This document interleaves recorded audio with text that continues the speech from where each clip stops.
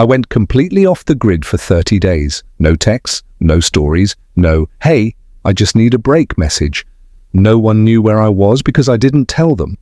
And no, it wasn't some soul-searching vacation or dramatic escape.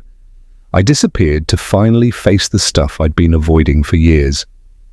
What came next wasn't some big breakthrough or magical moment of clarity. It was silence. Stillness.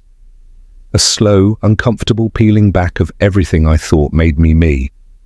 But hidden in all that quiet was the thing I'd been chasing without even realizing it.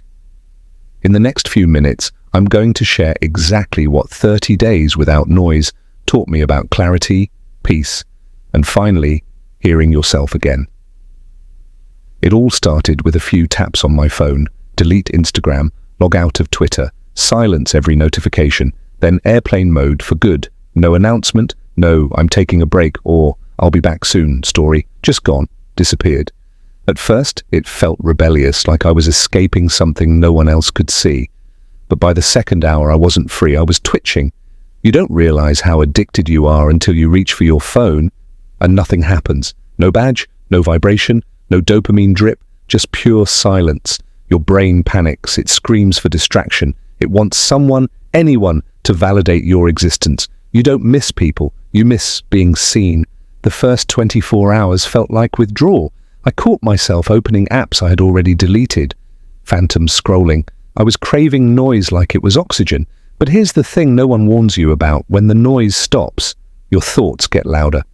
And I'm not talking about the nice ones, I'm talking about the ones you've been avoiding. That was just day one. By day 3, my brain started doing something strange. I didn't want validation anymore. I was looking for answers. I started digging into emotions I thought I'd buried.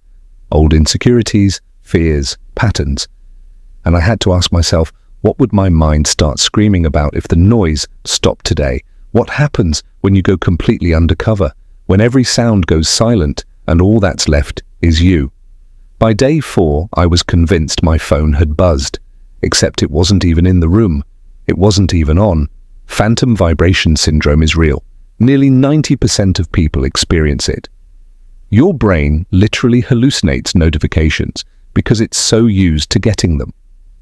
Your nervous system becomes wired to expect distraction.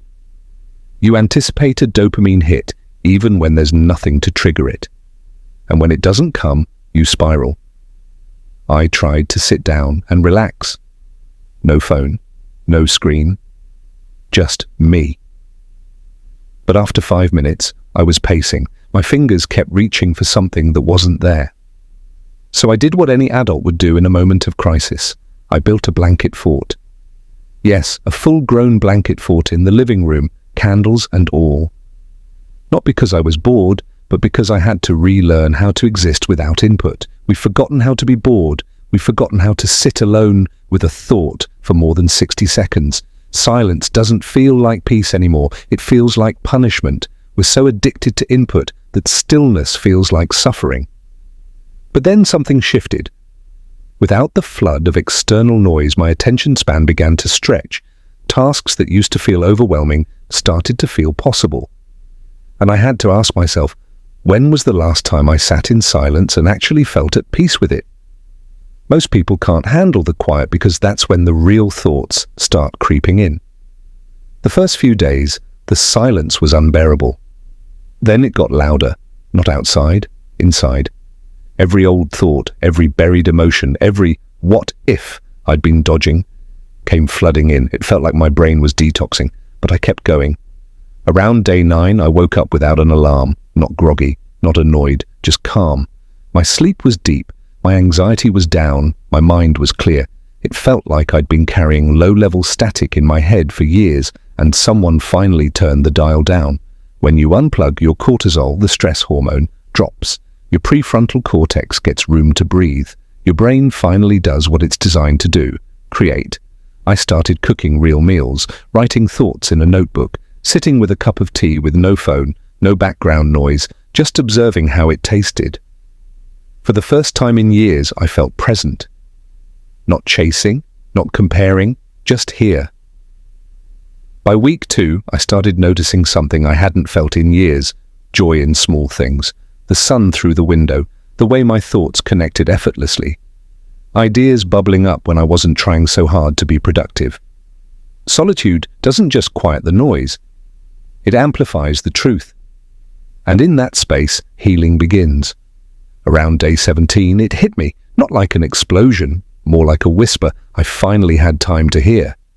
I wasn't bored anymore, I wasn't restless, I was still. And in that stillness, I found something I didn't realize I'd lost, a sense of control. When you unplug, your brain stops chasing the next dopamine hit. It settles.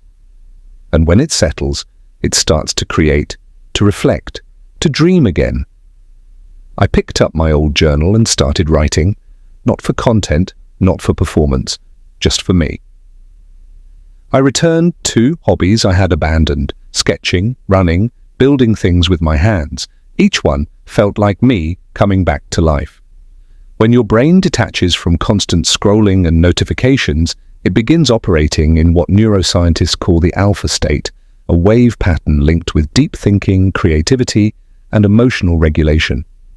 I wasn't just detoxing from the internet, I was rewiring my brain to feel again. Joy started coming from presence, from purpose, not from likes or comments.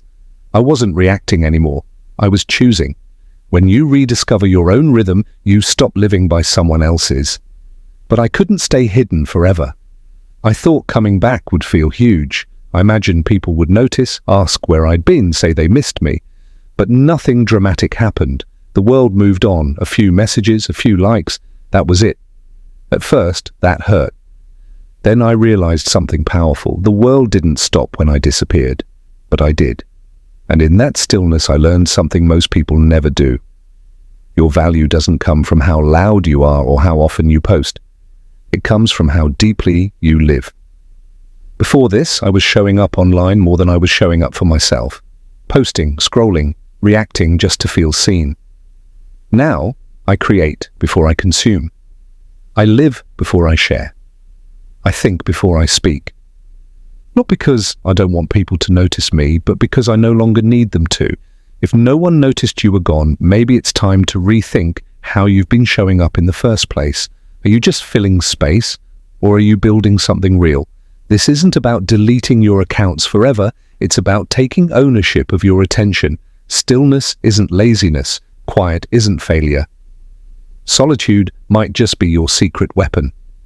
So here's my challenge to you. Take 24 hours, no notifications, no timelines, no noise, just you and your thoughts. You'll feel the withdrawal, but then you'll feel the clarity. If the noise has been getting too loud and your mind feels scattered, maybe it's time for a real shift, not just on the outside, but deep within. Reclaiming your focus changes everything, and this is only the beginning.